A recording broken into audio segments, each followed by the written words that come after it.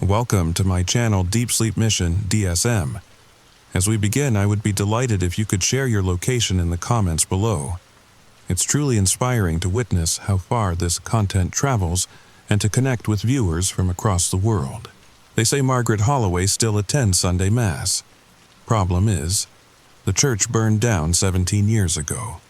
If you're listening to this right now, lying in bed, thinking this is just another creepy story to help you drift off to sleep, I need you to understand something. Some people never stop going to church, even when there's no church left to go to.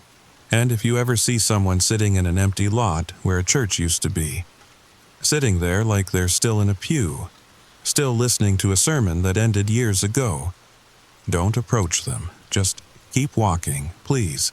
Just keep walking. Because I didn't. And now, I can't stop hearing the hymns. The story begins now. My name is David Chen, and 3 weeks ago, I moved to Millbrook, Pennsylvania. Population 8,743. The kind of town where everyone knows everyone, where the diner still serves meatloaf on Thursdays, and where people nod at you on the sidewalk even if they've never seen you before. I'd taken a job at the local newspaper, the Millbrook Gazette. Nothing fancy, just covering town meetings, high school sports, the occasional dispute over property lines. After 5 years of grinding it out in Philadelphia, covering murders and corruption, I thought Millbrook would be peaceful, quiet. The kind of place where the biggest story might be someone's prized pumpkin at the county fair. I was wrong. It started on my second Sunday in town, October 15th. I remember because I'd written it in my journal that morning, trying to keep up the habit my therapist had recommended. I'd decided to take a walk, explore the neighborhood properly. The house I was renting sat on Maple Street, one of those tree-lined roads that probably looked exactly the same 50 years ago, maybe 100. The morning was crisp, that perfect fall weather where you need a jacket but the sun still warms your face.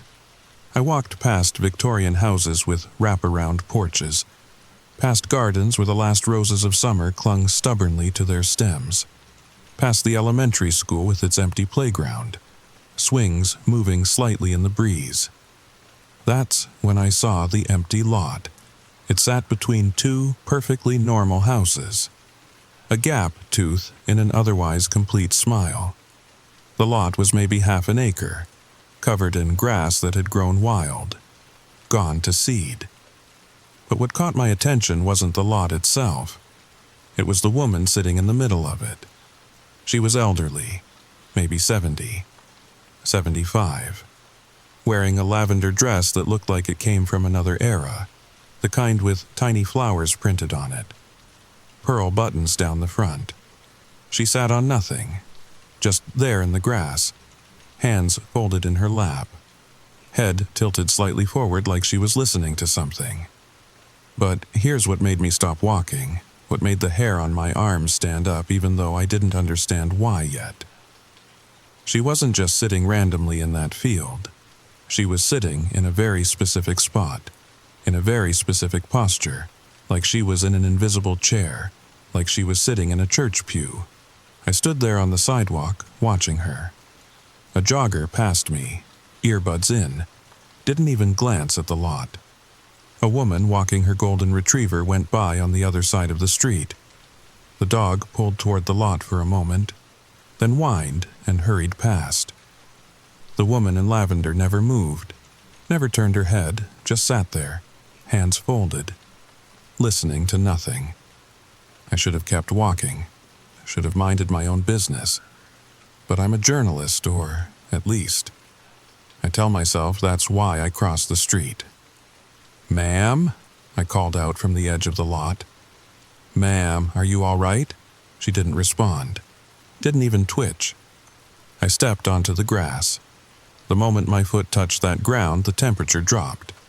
Not dramatically, not like in the movies. Just enough that I noticed. Like walking from sunlight into shade, except the sun was still shining. "Ma'am?" I tried again. louder this time. As I got closer, I could see more details. Her gray hair was perfectly styled, pinned up in a way my grandmother used to do for special occasions. She wore small pearl earrings. Her shoes, sensible black flats, were clean. No grass stains, no dirt, like she'd somehow sat down without walking through the field. I was maybe 10 feet away when I heard it. Singing. Faint. So faint I thought I was imagining it at first. But no, there it was. Multiple voices harmonizing. I couldn't make out the words, but the melody was familiar, like something I'd heard as a child but couldn't quite place. The woman's lips started moving, silently mouthing words. I took another step closer. "You shouldn't be here." I spun around. A man stood at the edge of the lot, middle-aged, wearing jeans and a Steelers jacket. He had the kind of face you forget the moment you look away, except for his eyes. His eyes were tired, the kind of tired that comes from seeing something you can't unsee. "Is she okay?" I asked, gesturing to the woman. The man looked at her, then back at me. "That's Margaret Holloway. She's fine. She's just sitting in a field. She's attending Mass," he said, matter-of-factly. I laughed, nervous sound. "Mass? There's no church here." "Not anymore?" The man shifted his weight. Looked like he wanted to leave, but felt obligated to explain. "First Methodist burned down, September 30th, 2006, lightning strike, or so they said. 23 people died, including the pastor, most of the congregation." He paused. "Margaret was running late that day, got there just as the fire trucks did." I looked back at the woman, still sitting, still mouthing words to hymns only she could hear. "She comes every Sunday?" I asked. "Every Sunday, 9 a.m. sharp, sits through the whole service, leaves at 10:15. That's..." I struggled for the right word. Sad? Disturbing? "Someone should help her, call her family, or..." The man's laugh was bitter. "You think we haven't tried? Her daughter lives in Pittsburgh. Came down 5-6 times, tried to get her to stop, tried to get her help. But Margaret's not hurting anyone. She pays her bills, maintains her house over on Elm. She's just..."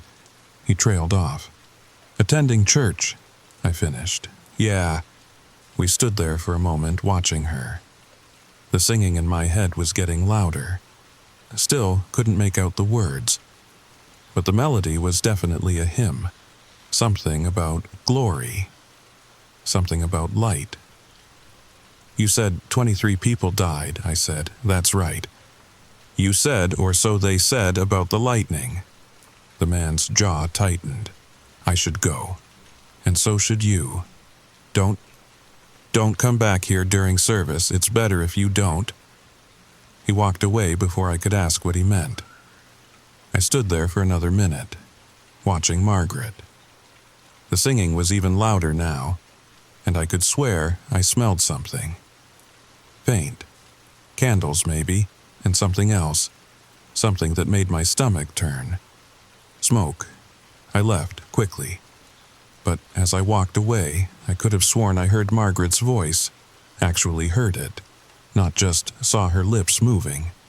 She was saying something over and over, a prayer maybe, or a name. I didn't go back to the lot that day, but I couldn't stop thinking about it, about her, about the singing I'd heard that couldn't possibly have been real. That night, I did what any journalist would do. I started researching the fire. The Millbrook Gazette's archives were in the basement of our building. File boxes stretching back to 1952 when the paper was founded. Everything after 1998 was digitized, but I wanted to see the actual papers from 2006, feel the paper, see the photos as they were printed. My editor, Tom Brennan, found me down there Monday afternoon, surrounded by boxes. "Chen," he said, leaning against the doorframe, "you're supposed to be covering the school board meeting tonight." "I will," I said, not looking up from the September 2006 papers, just doing some research. "On what?" That's 17-year-old news. I found the issue I was looking for. October 1st, 2006. The headline took up half the front page. Tragedy strikes first. Methodist, 23 dead in Sunday morning fire. "You know about Margaret Holloway?" I asked. Tom's expression changed, closed off. Everyone knows about Margaret. But do they know about the fire? Really know about it? Lightning struck the steeple during morning service. The church was old, went up fast. Exits were blocked by the crowd trying to get out. He rattled it off like he'd said it 1,000 times. Tragic accident. I held up the paper, pointed to a paragraph near the bottom of the article. Fire chief said the burn pattern was unusual. Started in multiple places simultaneously. Lightning can do that. No burns on the steeple, despite that being where the lightning supposedly hit. Tom walked over, took the paper from my hands. "David, listen to me. Some stories are better left alone.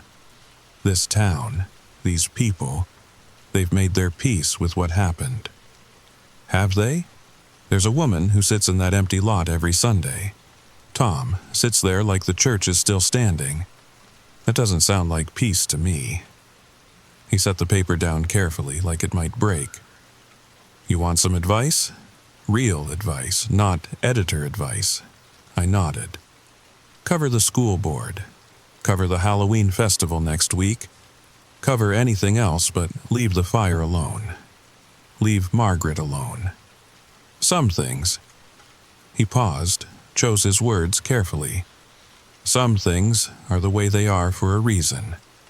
He left me with the archives. I should have listened to him. Should have gone to cover the school board meeting like a good small-town reporter. Instead, I kept reading. The fire had started at 9:47 a.m., according to the first 911 call. By 9:52, the entire building was engulfed. By 10:03, the roof had collapsed. 23 people dead, including Pastor William Crawford, his wife Elizabeth, their 2 children, ages 7 and 9. But here's what the main article didn't mention. What I found in a smaller piece 3 days later. The doors weren't blocked by the crowd. They were locked. From the outside, the police investigated. Of course, but the heat had destroyed most evidence. The locks were explained away. Old building. Warped wood. Maybe they just stuck. The fire chief who'd questioned the burn pattern retired 2 months later. Moved to Florida. I photographed every article about the fire, then I went looking for more. What was First Methodist like before the fire? Who were the victims? Why did Margaret Holloway survive when so many others didn't? That's when I found the photo. It was from August 2006, a church picnic. The whole congregation spread out on blankets under a banner reading First Methodist Family Day. I could identify some of the victims from other photos. Pastor Crawford in the center, tall and smiling, his family around him. And there, off to the side, was Margaret Holloway. But she wasn't alone. She was sitting next to a young woman, arm around her shoulders, both smiling at the camera. The caption identified them as Margaret Holloway and daughter Jennifer. Jennifer Holloway.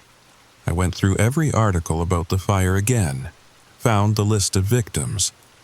Jennifer Holloway, age 28, choir director.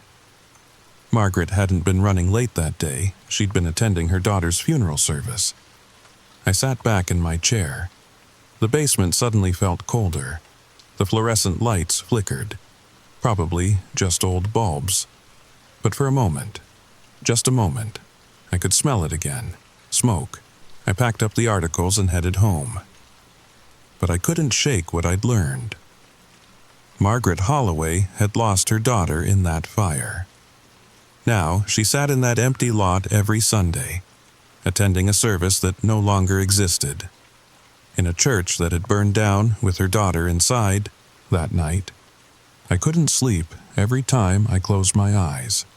I saw that photo, mother and daughter, smiling, unaware that in just 6 weeks, one of them would be gone, around 2 a.m. I gave up on sleep and went to my laptop, started searching for other information about the fire. Police reports, insurance claims, anything that might explain what really happened that day. That's when I found the blog, Millbrook Mysteries, posted anonymously.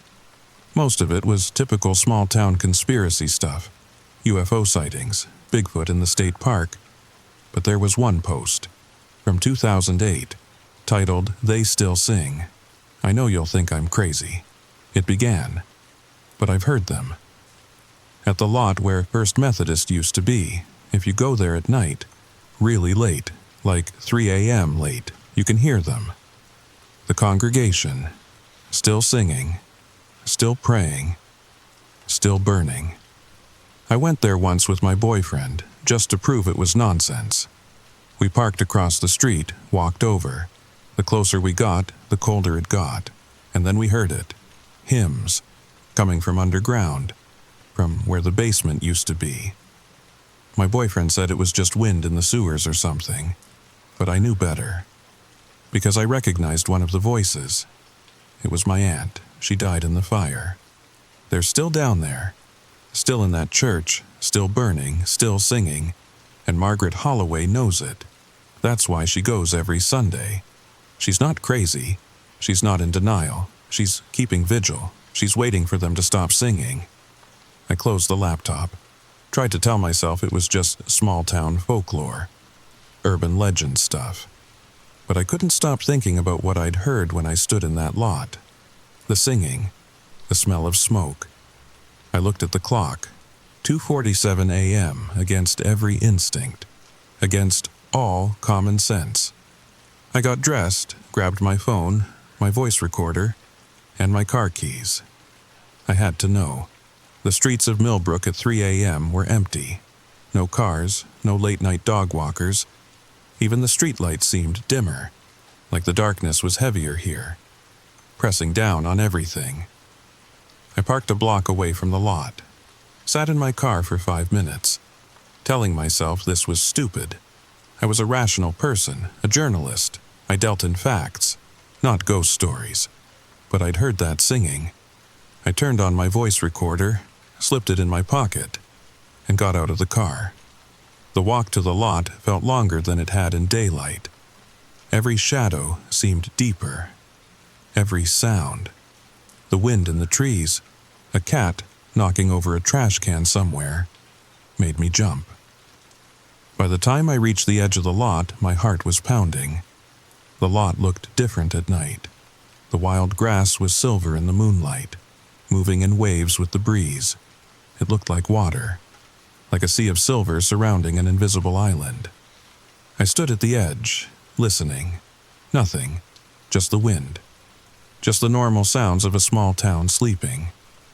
I took a step onto the grass. Still nothing. Another step, another.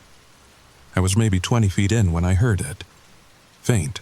So faint I thought it might be my imagination. But no, there it was, singing, multiple voices harmonizing, the same hymn I'd heard before, but clearer now. I could almost make out words. Amazing grace, how sweet. I kept walking. The singing got louder and louder. It was coming from below, from underground, just like the blog had said. I reached the spot where I'd seen Margaret sitting. The grass was pressed down here, worn in a perfect rectangle, like someone had been sitting in the same spot, in the same position, for years. Number, not someone, many someones. The grass was worn in multiple rectangles, arranged in rows, like church pews. The singing was clear now, beautiful and terrible at the same time, because underneath the hymn, underneath the harmony, I could hear something else. Screaming, I stumbled backward. The voice recorder fell from my pocket. As I bent to pick it up, my hand touched the ground that was warm. In October, at 3 a.m., the ground was warm. I snatched the recorder and ran back to my car, drove home probably 20 over the speed limit. My hands didn't stop shaking until sunrise. I listened to the recording the next morning. 3 times. 4. There was nothing on it but wind. But I knew what I'd heard, what I'd felt. I called in sick to work. Spent the day researching.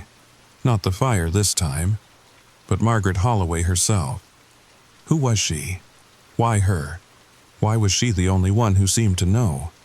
I found her address in the phone book. Yes, Millbrook still had phone books. 1247 Elm Street. A 10-minute walk from my house that afternoon. I stood on her doorstep, hand raised to knock, hesitating. The door opened before I could decide. Margaret Holloway stood there. Same lavender dress, same pearl earrings, this close. I could see her eyes. Blue, clear. Not clouded with age or confusion. Sharp. Aware, sad. "You're the young man from Sunday," she said. Her voice was soft, refined. A teacher's voice, maybe. "Yes, ma'am, David Chen. I'm a reporter with the ... I know who you are." She stepped aside. "Come in, I've been expecting you." Her house was frozen in time. Doilies on every surface. Photographs covering the walls. China cats on the mantelpiece. It smelled like lavender and old paper. She led me to the living room, gestured to a floral armchair. "Tea?" "No, thank you." She sat across from me, hands folded in her lap. Same posture as in the field. "You went back at night." It wasn't a question. "How did you know?" "You have the look." The same look everyone gets when they hear them. She tilted her head. "You heard them, didn't you?" "The congregation. I heard singing." "Yes, they sing, they pray, they burn." Every night for 17 years, her voice was calm, matter of fact, like she was discussing the weather. "During the day, it's quieter, but at night they remember. Mrs. Holloway." "I don't understand." She stood up, walked to the mantel, picked up a photograph. A young woman in choir robes, smiling. Jennifer loved to sing. Had since she was little. Started in the children's choir when she was 5.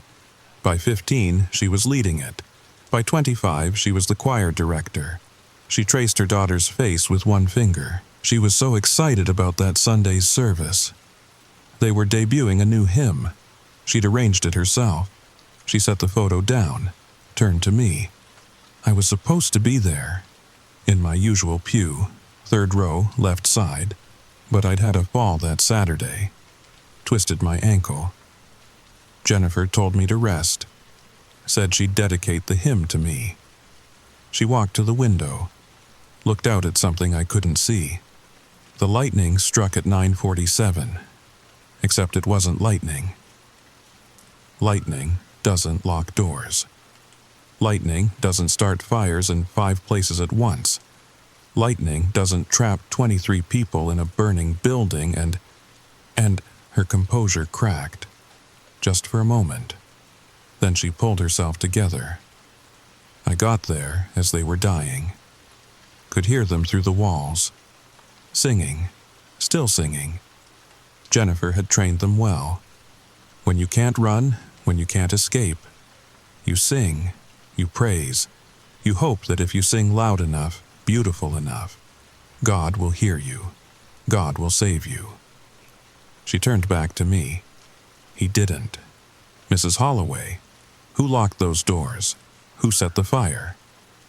She smiled, sad knowing. Does it matter? They're gone. The ones responsible are gone too, one way or another. The police said accident. The town accepted it. Because the alternative was admitting that someone in Millbrook murdered 23 people, including children. But you know who did it. I know a lot of things. I know that the church had received an offer to buy the land. Developers from Pittsburgh wanted to build condos. The congregation voted no. I know that 3 weeks later. The church burned. I know that the land was sold 8 months after that. But the development was never built. Bad soil, they said. Contaminated. Nothing would grow. She sat back down. I know that every Sunday. I sit where I always sat, 3rd row, left side, and I listen to my daughters sing. I listen to all of them sing, and I wait. Wait for what? For them to stop. For them to find peace. For the singing to end. She looked at me with those clear blue eyes, but it never does, because some things are too terrible to let go. Some things burn forever. We sat in silence for a moment. Then she asked, "Will you write about this?" "I don't know." "Would you want me to? I want people to remember them. The real them, not just victims of a tragic accident, but people. Mrs. Crawford made the best apple pie in 3 counties. Little Tommy Crawford could name every dinosaur that ever lived. Jennifer."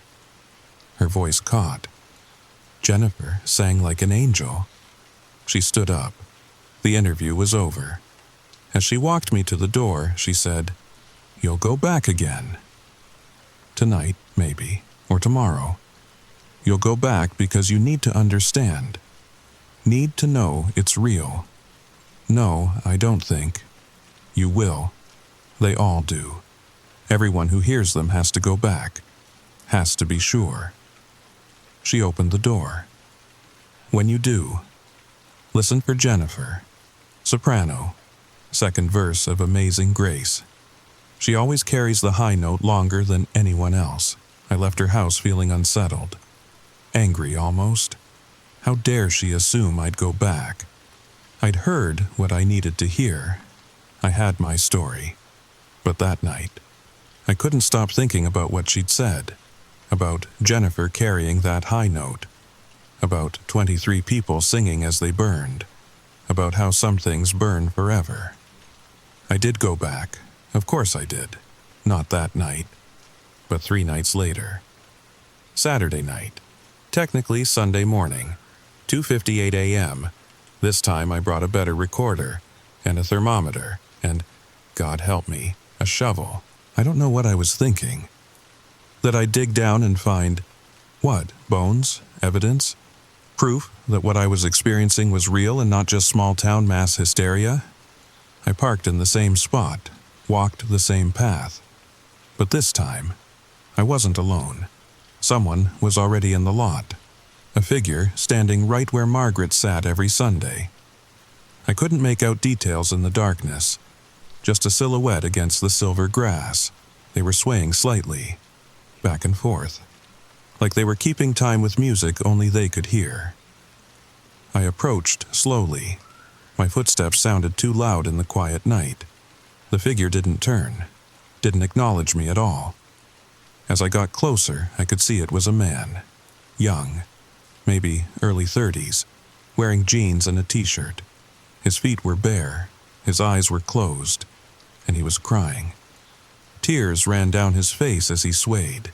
His lips moved silently, mouthing words to a hymn. "Hey," I said softly. "Hey, are you okay?" His eyes snapped open.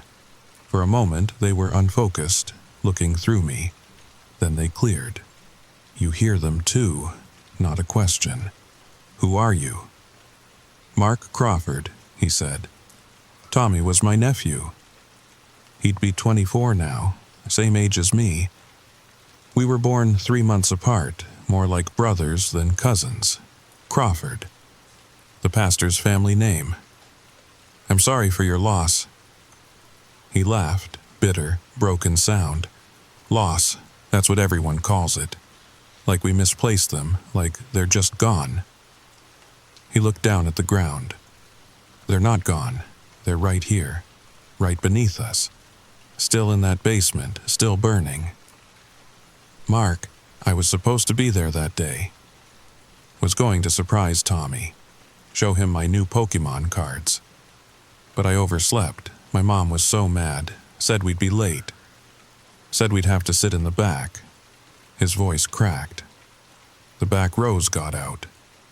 If we'd been on time, in our usual seats, it wasn't your fault, wasn't it?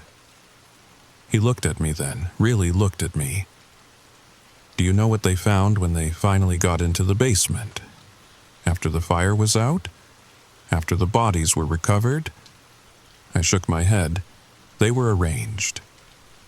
The bodies, still in their pews, still in formation, like they'd sat down to die, like they'd chosen to stay together rather than fight to escape. The official report said it was the smoke, disorientation. But I know better. He knelt down, put his hand on the warm ground. They stayed because Pastor Crawford told them to have faith, told them God would deliver them, and they believed him. Right up until the end, they sat in those pews, held hands, sang hymns, and burned. Mark, you need help. This isn't healthy. You want to know what's not healthy? He stood up, aggressive now. This whole town knowing what happened and pretending they don't. This whole town walking past this lot every day and acting like they don't hear the screaming. What do you mean, knowing what happened? He stared at me. You really don't know? You've done all this research and you don't know. Know what? The fire wasn't about the land. Wasn't about money. It was about what Pastor Crawford knew, what he was going to expose. He laughed again, that same bitter sound. Millbrook's got secrets, Mr. Chen. Old secrets, dark secrets, the kind that important people would do anything to keep buried. And Pastor Crawford, he had proof, documents, testimonies. He was going to reveal everything that Sunday, during the service. What kind of secrets? The kind that go back generations. The kind that involve half the town council, the police chief, the mayor. He stepped closer. You know why no one will develop this land? It's not contaminated soil. It's guilt. This is their monument to what they did. Their reminder. You're saying the entire town was in on it. Not the entire town. Just the ones who mattered. The ones who could make it look like an accident. The ones who could make sure the investigation went nowhere. The ones who could make sure anyone who asked too many questions. He paused. Well, let's just say I'm not the first person to hear the singing, and the others who heard it. They all left town, or had accidents, or just stopped talking about it.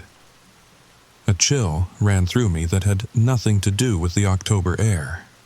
Why are you telling me this? Because you're new. Because you're not part of it. Because maybe, just maybe, someone from outside can. He stopped, tilted his head, listening. Do you hear that? I listened. The singing had started, faint but growing stronger. That's Tommy's favorite. Jesus loves me. They always sang it during children's time. Tears were flowing freely down his face now. He's still 7. Still singing, still.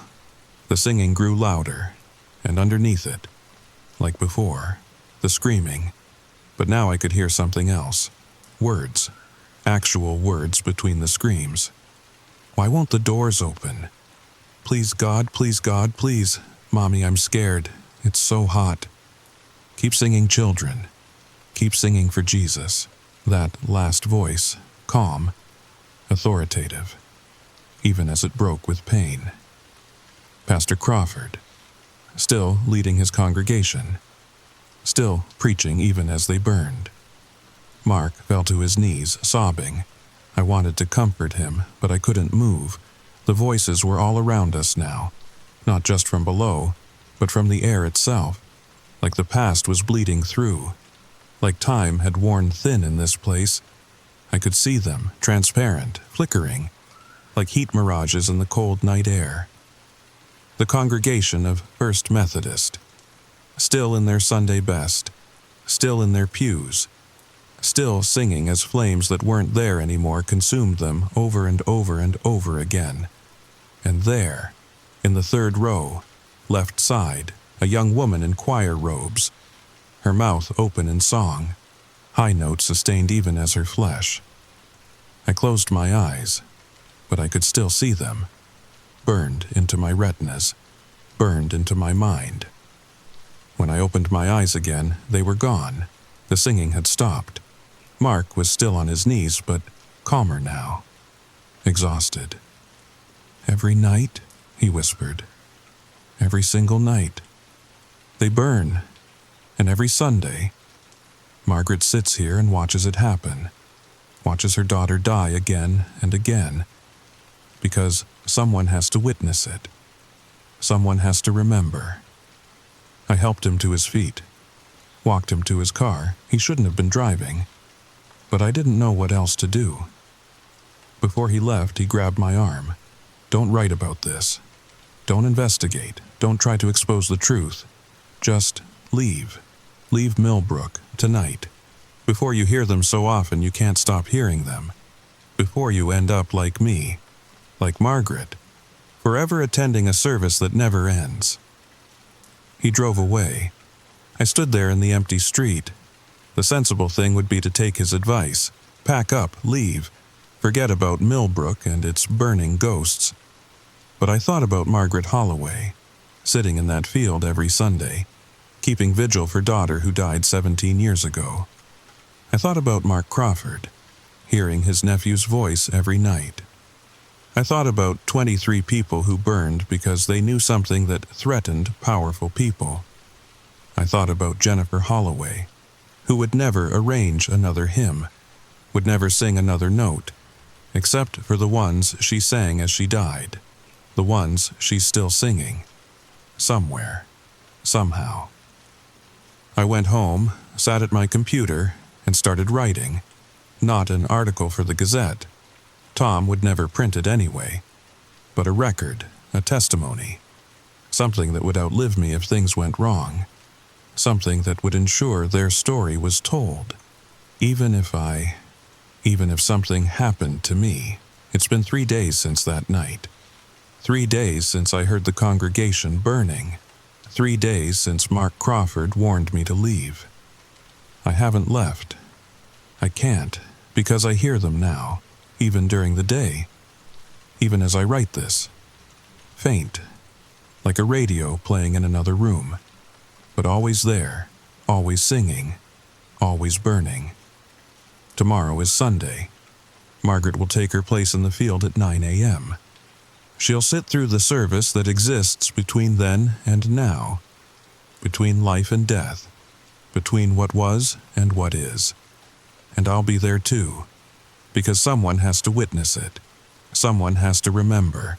Someone has to sit in those phantom pews and listen to the beautiful, terrible sound of faith burning. They say Margaret Holloway still attends Sunday Mass. The church burned down 17 years ago, but she still goes, still sits in the third row, left side, still listens to her daughter sing, and now, so do I. And if you ever drive through Millbrook, Pennsylvania, if you ever pass that empty lot between the two old houses on Church Street, don't stop, don't listen, don't look for the woman in lavender sitting in the grass. Because once you hear them sing, you never stop hearing them, and some things burn forever. Voice trembles. I need to tell you something I didn't include in the main story last night after I finished writing this. I got a call, unknown number. When I answered, there was just breathing for a moment. Then a voice, calm, official. Mr. Chen, we understand you've been researching the First Methodist incident. We'd like to discuss your findings. Please come to the town hall tomorrow. After the service, they said it just like that. Like everyone knows there's still a service happening in that empty lot. I'm going to go, but first, I'm uploading this, sending it to everyone I know, making sure it survives. If something happens to me, if I have an accident, or suddenly decide to leave town, or just stop talking about this altogether, you'll know why. The congregation is still singing, still burning. And in Millbrook, some secrets are worth killing for. Some secrets already have been. Long pause. Wait, do you hear that? Even through the recording, can you hear them, the hymns? They're getting louder. They know I'm talking about them. They know you're listening. And now you'll hear them too. Every Sunday, 9 a.m. forever. Recording ends. Story number 2. The smell hit me first. Not the musty river smell I expected, but something sweet, like cotton candy left out in the rain. That should have been my warning. My name is Sarah Mitchell, and I'm about to tell you why I can never look at the Mississippi River the same way again. Before you think this is just another ghost story, it's not. I have the ticket stub to prove it. The one from the Belle of Memphis, the riverboat that doesn't exist anymore. Hasn't existed for 43 years, according to the records. But I was on it last Tuesday. If you're listening to this late at night, maybe turn on another light. Trust me on this one. And whatever you do, if you ever see a riverboat docked at Beale Street Landing in Memphis after midnight, just keep walking, even if the tickets are free. Especially if the tickets are free. The story begins now. I'd been in Memphis for a conference. Marketing stuff. Boring as watching paint dry. Tuesday night I couldn't sleep. The hotel AC was making this clicking sound. Click, click, pause, click, like Morse code from hell.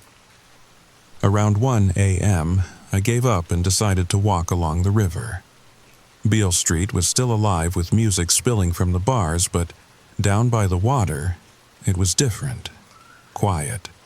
Too quiet for Memphis in July. That's when I saw her. The Belle of Memphis sat at the dock like something from a dream.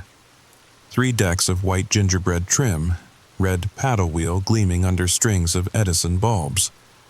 A proper Mississippi riverboat, the kind you see in old photographs at the visitor center. A man stood by the gangplank, tall, wearing a burgundy vest that belonged in a museum. His smile was too wide, but I was tired, and the boat was beautiful. "Evening cruise, miss?" His voice had that old Memphis drawl. "Last boat of the night." "How much?" I asked. "Tonight's special. No charge for solo travelers." He handed me a ticket. The paper felt old, brittle, like it might crumble if I held it too tight. I should have walked away. Every instinct I had was screaming. But loneliness does strange things to your judgment at 1 a.m. And the boat, God, it was magnificent. The gangplank creaked under my feet. Other passengers were already aboard, maybe 30 people scattered across the main deck. They all had that late-night tourist look, tired but trying to squeeze in one more experience. A couple from Texas, I could tell by the matching cowboy boots, were taking selfies by the rail. A family with teenage kids sat near the bar, the parents nursing whiskeys while the kids played on their phones. Normal people. Real people. That's what made it worse. The engines rumbled to life. A deep thrumming that I felt in my chest. We pulled away from the dock, and Memphis started sliding past. The pyramid gleaming like a giant's tombstone. The bridges lit up like Christmas decorations. I found a seat on the upper deck away from the others. The night air felt good after the stuffiness of my hotel room. A waitress appeared, and I mean appeared. 1 second empty space, next second she's standing there with a tray. Mint julep, hun. Another drawl, but hers felt practiced, like an actress who'd been playing the same role too long. The drink was perfect. Too perfect. The mint fresh like it had just been picked. The bourbon smooth without that burn. I sipped it and watched Memphis turn into darkness as we headed downriver. That's when I noticed the first strange thing. The couple from Texas. They were still taking the exact same selfie. Same pose, same smile, over and over. Like a video stuck on a 3-second loop. I looked away, looked back, still doing it. The family at the bar, the father kept raising his glass to drink, but the level never changed. The kids' thumbs moved over their phones, but the screens were black. My heartbeat picked up. I stood to go find someone, anyone who could explain what I was seeing. That's when the music started. It was jazz, but wrong. Like someone playing all the right notes in an order that shouldn't exist. It came from the main deck, so I headed down the stairs, each step feeling heavier than the last. The dinner hall had been transformed into a dance floor. Couples swayed to the impossible music, but their movements were too fluid, too synchronized, like marionettes dancing on the same strings. The waitress from before stood by the band. She saw me and smiled, that practiced smile, and gestured to the floor. "Dance is mandatory, hun. I don't have a partner." "Oh, you do." She pointed behind me. I turned. A man stood there, young, maybe 30, wearing a suit that belonged in the 1920s. Handsome in that old Hollywood way, but his eyes were the color of the river at night, black with hints of green. "May I?" He held out his hand. Every cell in my body said run, but where would I run to? We were in the middle of the Mississippi. The dark water stretched endlessly on both sides. I took his hand. It was cold, not corpse cold, but like he'd been holding ice. We danced, and as we danced, he talked. "You know what this boat really is?" His voice was smooth, cultured, northern accent, maybe Chicago. "A riverboat?" My voice came out smaller than I intended. He laughed, not cruel, almost sad. "It's a collection. Every person here, they boarded at different times, different decades. That couple from Texas, they've been taking that same selfie since 2015. The family at the bar, 1987. That's impossible, is it?" He spun me, and in that spin, I saw the truth. The other dancers, they weren't breathing. Their chests moved, but it was mechanical, like someone had programmed them to appear alive. "The Belle of Memphis sank in 1981, he continued. Hit a submerged bridge support during a storm. Everyone drowned. Then how? It comes back, always has. Picks up passengers who are between things. Lonely, disconnected, people who won't be immediately missed. My conference. I told everyone I was taking an extra day to sightsee. No one expected me back until Thursday. "How long have you been here?" I asked. "Since 1953, I was a traveling salesman. Decided to take a midnight cruise to clear my head after a bad day." He looked at our joined hands. "I've gotten very good at this dance." The music grew louder, more discordant. The other couples spun faster, blurring at the edges like an old TV losing signal. "There must be a way off," I said. "There is, but you won't like it." Before he could explain, the engines stopped. The sudden silence was deafening. Every dancer froze mid-step. The band held their instruments but produced no sound. It was like someone had hit pause on the entire boat. Except for me and my dance partner. William, he'd finally told me his name. "What's happening?" "Feeding time," he said simply. The lights went out, not dimmed, extinguished. The only illumination came from the moon reflecting off the water. In that silver light, I saw them change. The Texas couple's faces began to blur, features running like watercolors in rain. The family at the bar aged rapidly, the teenagers becoming elderly in seconds, then reversing back to children, then elderly again, a horrible loop of time eating itself. The waitress walked among them, collecting something from each frozen figure. Not with her hands, but with her presence. She'd stand near them, and something luminous would drift from their bodies to hers. "Memories," William whispered. She takes a memory from each passenger every night at 3 a.m. It's the price of staying aboard. What happens when you run out of memories? He gestured to the corner of the hall. I hadn't noticed them before. The empty ones. They sat at tables, stood by rails, permanent fixtures with vacant expressions. They moved when the boat moved, turned their heads occasionally, but there was nothing behind their eyes. "How many memories do you have left?" I asked William. 3, maybe 4. I've been rationing them, trying to make them last. But she always takes the good ones first. I barely remember my mother's face now. My first kiss is gone. College, just fragments. The waitress was moving closer to us. "Is there a way off?" I asked urgently. "The captain. You have to convince the captain to let you go, but he only appears once per passenger, when he thinks you're ready to stay forever."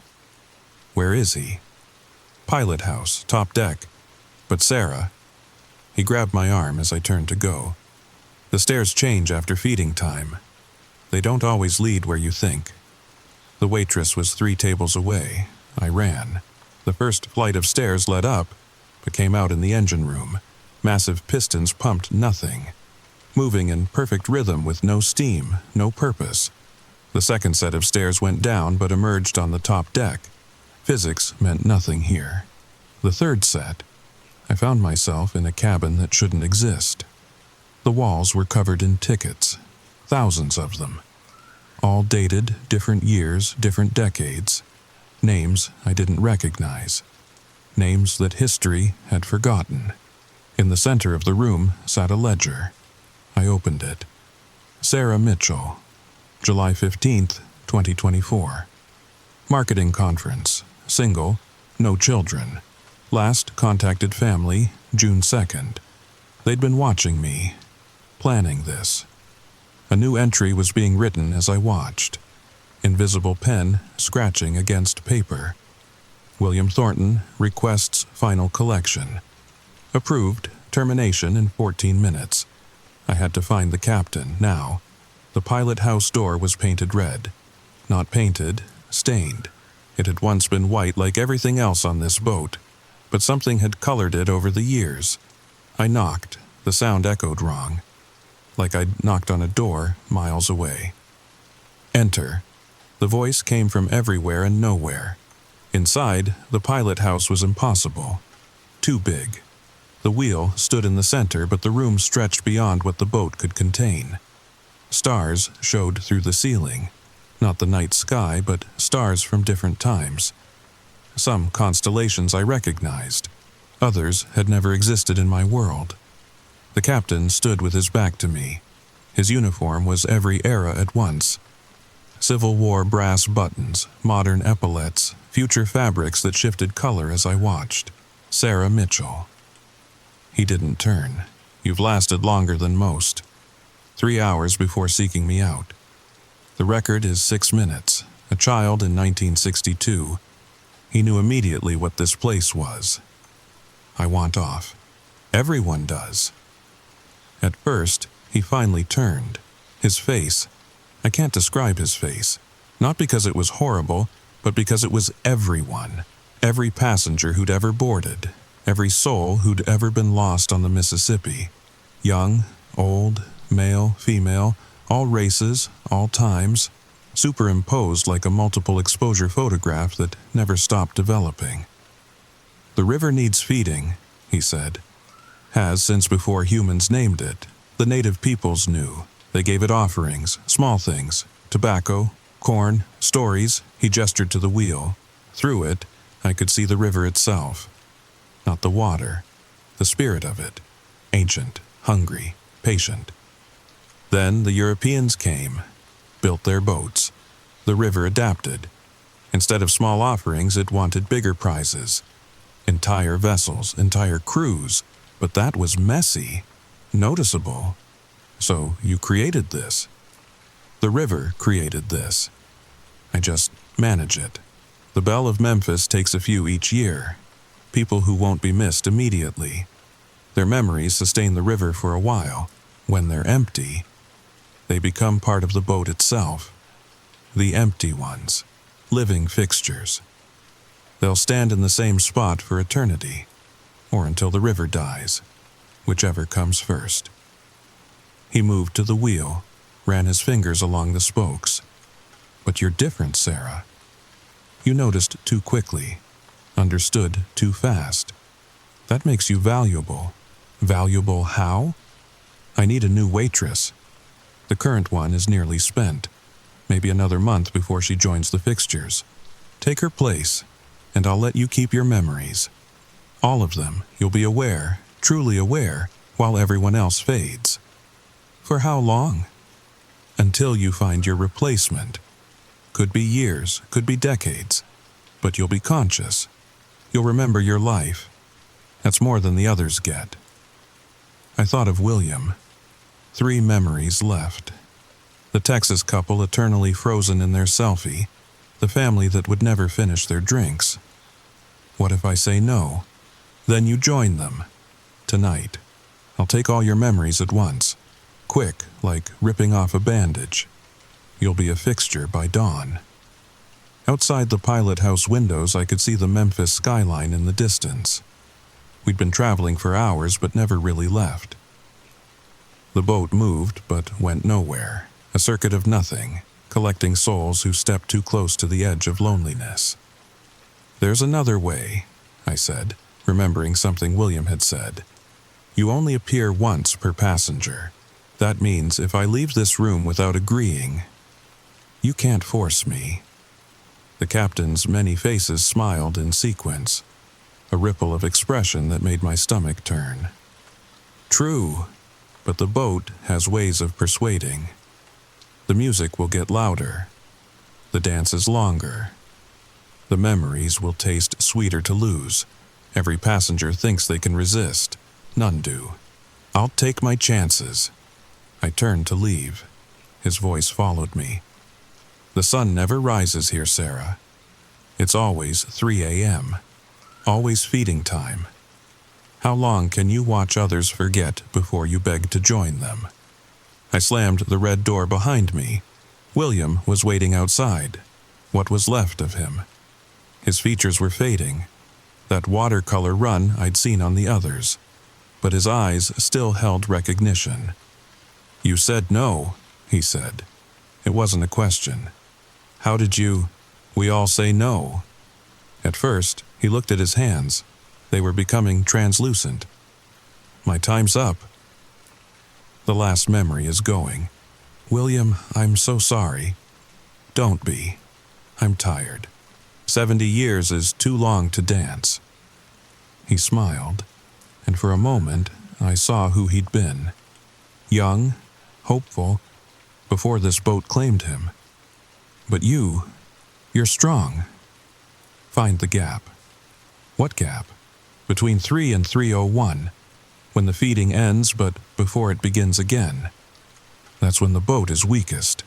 That's when. He stopped mid-sentence. His eyes went empty. He walked past me without recognition, down to the main deck where he took his position by the rail. A fixture now, forever part of the belle of Memphis.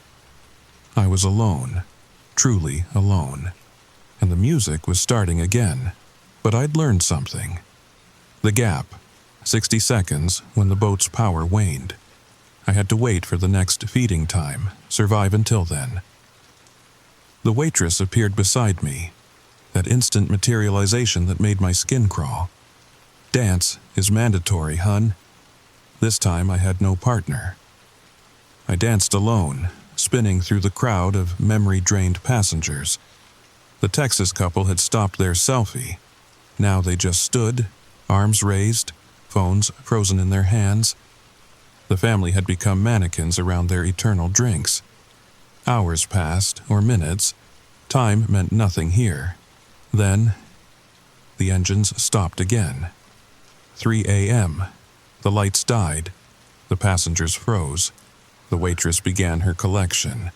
I counted in my head 1 Mississippi, 2 Mississippi. At 45 Mississippi, I ran for the rail. At 55, I climbed over. At 59, I jumped. At 60, I hit the water. The river was ice and fire and nothing all at once. It tried to pull me down, not with current, but with hunger. The same hunger that fed the boat. But I was between times. In that gap William had died to tell me about. I swam. Not toward Memphis, that was the trap. Everyone would swim toward the lights. I swam toward the Arkansas shore, toward nothing, toward darkness. Behind me, I heard the engine start. The belle of Memphis was moving again, but I was no longer on it. It took 2 hours to reach shore. 2 hours in water that whispered promises, showed me visions of warm beds, dry clothes, my mother's voice. The river wanted me back. But the gap had broken its claim. I dragged myself onto a muddy bank near West Memphis. A jogger found me at dawn, called 911.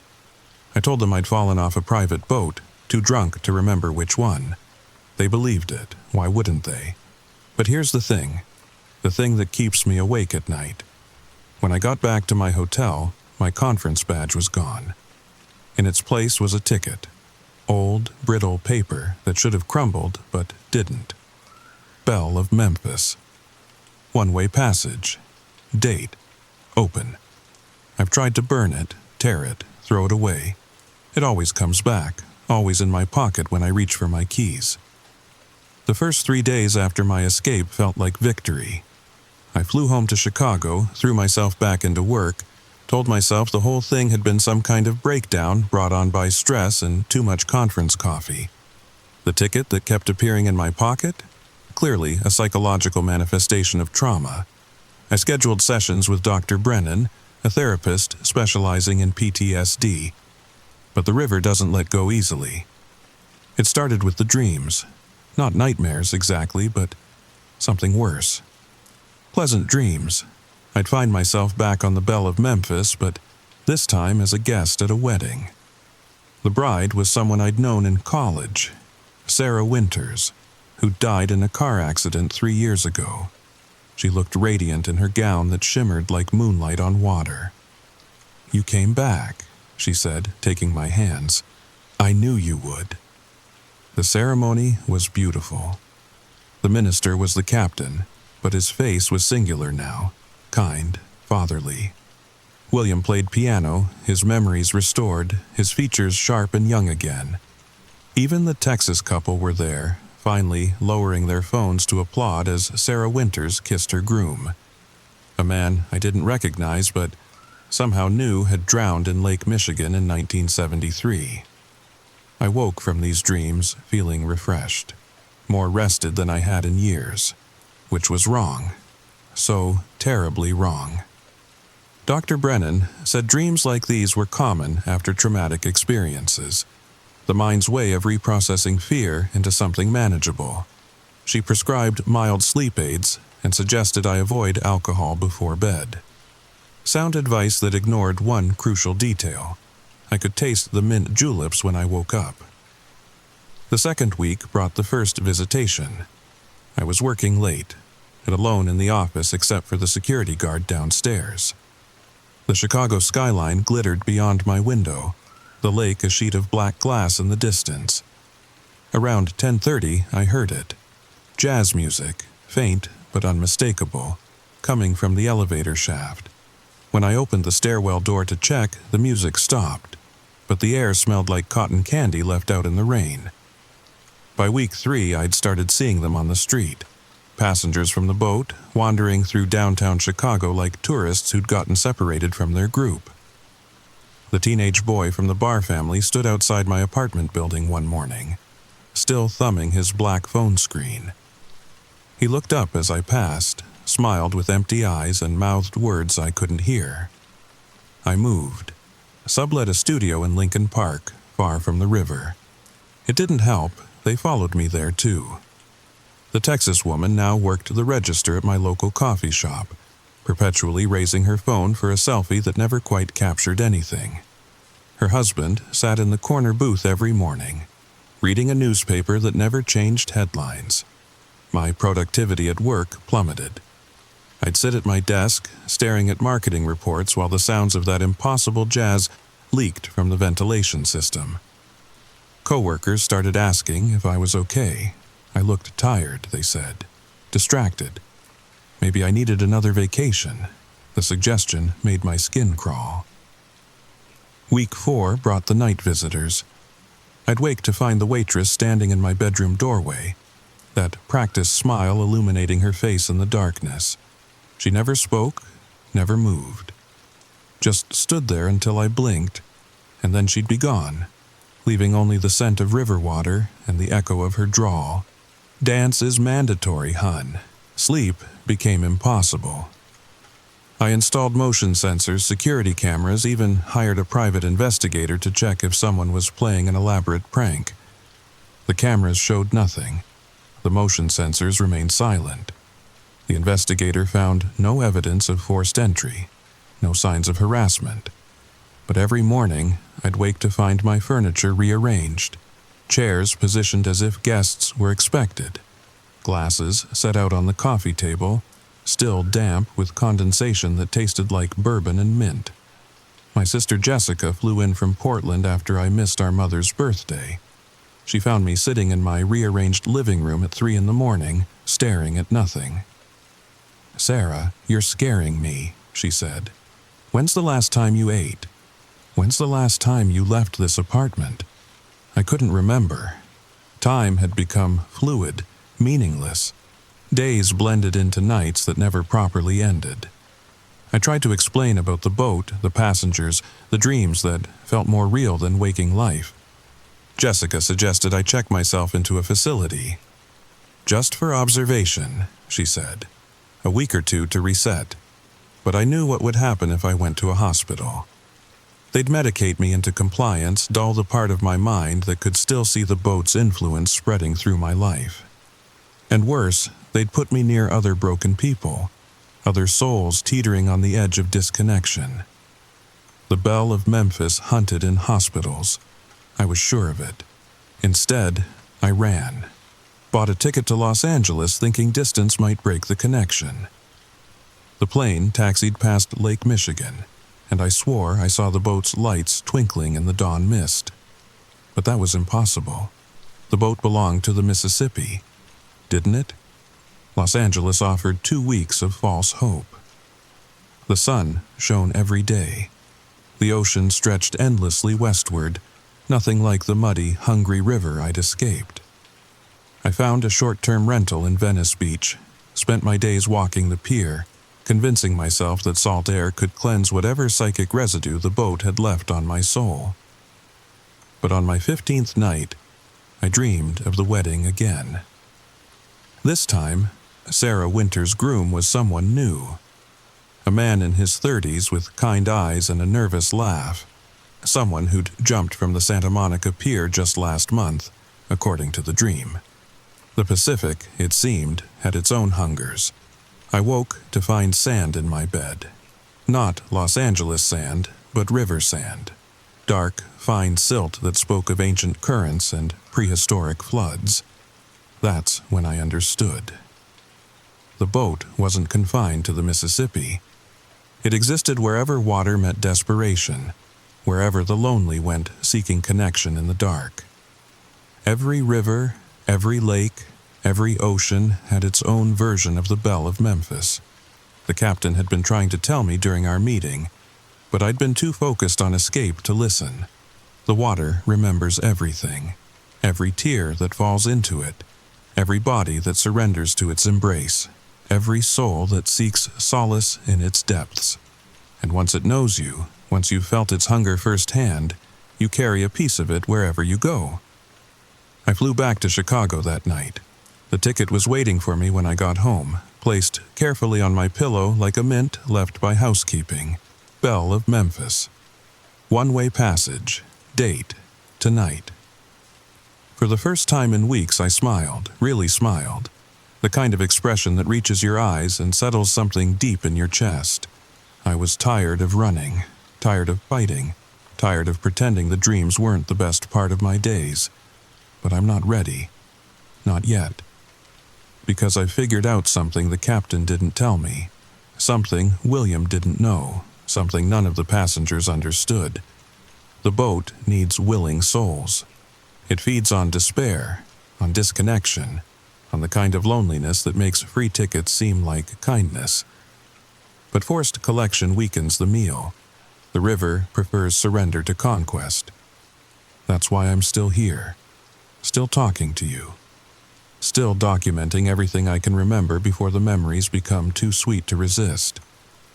I'm going back, maybe tomorrow, maybe next week, but I'm going back on my terms, with full knowledge of what I'm choosing, and when I do, I'll be stronger than the passengers who stumbled aboard by accident, strong enough to change the rules. The boat is waiting, it knows I escaped, and one day, when I'm lonely enough, disconnected enough, forgotten enough, I'll walk back to that river, after midnight, when the lights are strung like pearls and the music plays impossible jazz, because that's what the boat does. It doesn't chase, it waits, and we always come back. William knew that. He'd escaped once too, in 1962. Took him 9 years to return, but return he did. The waitress? She escaped in 1994, lasted 3 months. Every soul on that boat had found the gap at some point. We all thought we were free, but the river is patient. The river is hungry, and the river never forgets a debt. So, if you're listening to this in Memphis, or anywhere along the Mississippi, and you see a riverboat that shouldn't exist, offering free rides after midnight, don't walk away, run. And whatever you do, don't take the ticket, even if it appears in your pocket later, even if it calls to you in dreams that taste like mint juleps and sound like impossible jazz, because I can feel it calling now. 2 weeks since my escape, and every night the pull gets stronger. Every night the empty spaces in my life grow larger. Every night I understand why the passengers looked so peaceful in their forgetting. There's one more thing, something I didn't tell you. When I reached the shore that night, I looked back. The belle of Memphis was fading, becoming translucent like William had. But just before it vanished, I saw someone at the rail. Me. I was standing at the rail wearing the waitress uniform, that practiced smile on my face, serving drinks that never empty to passengers who never leave. The future version of me raised a glass in mock salute. Then the boat disappeared, taking tomorrow's ghost with it. But I know she's out there, waiting, on a boat that exists in the spaces between 3 and 3:01, in the gap between was and will be. And one day, maybe tonight, maybe years from now, I'll take my place at that rail. The river always collects its debts. Sweet dreams, listeners. And remember, if someone offers you a free riverboat ride, there's always a price. Always check your pockets. Sound of paper crinkling. Mine just paid itself. If this story kept you up tonight, if you're checking your pockets for tickets that shouldn't be there, leave a comment below. Tell me about the strangest thing you've ever seen near water, and subscribe. Because the river has more stories to tell. Stories about the boats that sail in the spaces between. Stories about the passengers who never quite made it home. And sometimes, just sometimes, the comments section helps me know I'm still here, still real, still not standing on that deck, serving drinks that never empty. Until next time, stay away from midnight rivers, please, stay away.